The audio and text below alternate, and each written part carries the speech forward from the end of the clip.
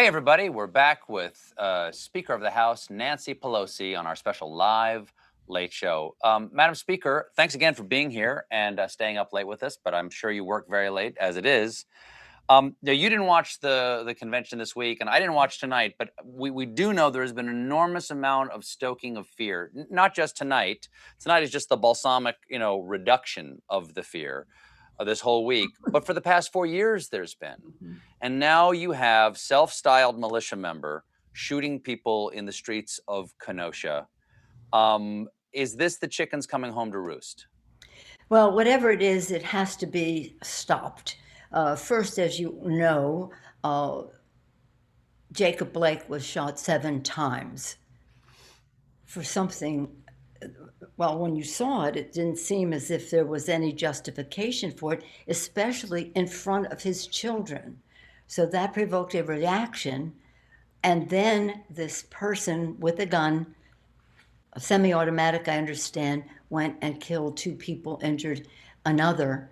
And what is the responsibility that the president needs to feel about what encouragement or whatever the word is that he may have given, the comfort level for someone to do such a thing and be so brazen about it? He thought he was joining a militia. What militia? Uh, that is one of the strangest things about it, is that the sort of the tacit approval of militias and unidentified and undeputized people with military weapons in our streets that the Republicans have given and celebrated in many ways. But I want to ask you about in June, the House passed the George Floyd Justice in Policing Act. Um, what did that hope to do, and why does it seem like nothing has changed in the last 3 months? Well, what's very sad about it is there's something that we had never seen before. All over the world, people turned out and said things: we must have change. We must have change about how people are respected. We must have change about police brutality. And so our bill, the George Floyd Justice in Policing Act, is one that strived to make some elements, nationalize certain elements, chokeholds, all of those things. We have a difference of opinion with the Senate on this. They didn't want to eliminate some chokeholds, maybe not other chokeholds. What? No, none. What we hope to accomplish with it and its different provisions was very reasonable.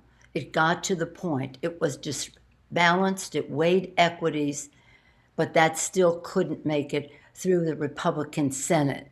Shame on them. They're going to have to answer for that. They're going to have to answer for that. And again, ignoring the will of the people in such large numbers that we have never seen before. A whole other generation of people saying, no, this cannot go forward. And again, understand this. If Donald Trump said it's okay, I'll sign it, Mitch McConnell would bring it up. So Mitch I have McConnell no is the doubt. villain, but the puppeteer, It's is Trump's party Donald now. Trump. That much is clear, and the RNC has driven that home this week. It's Trump's party.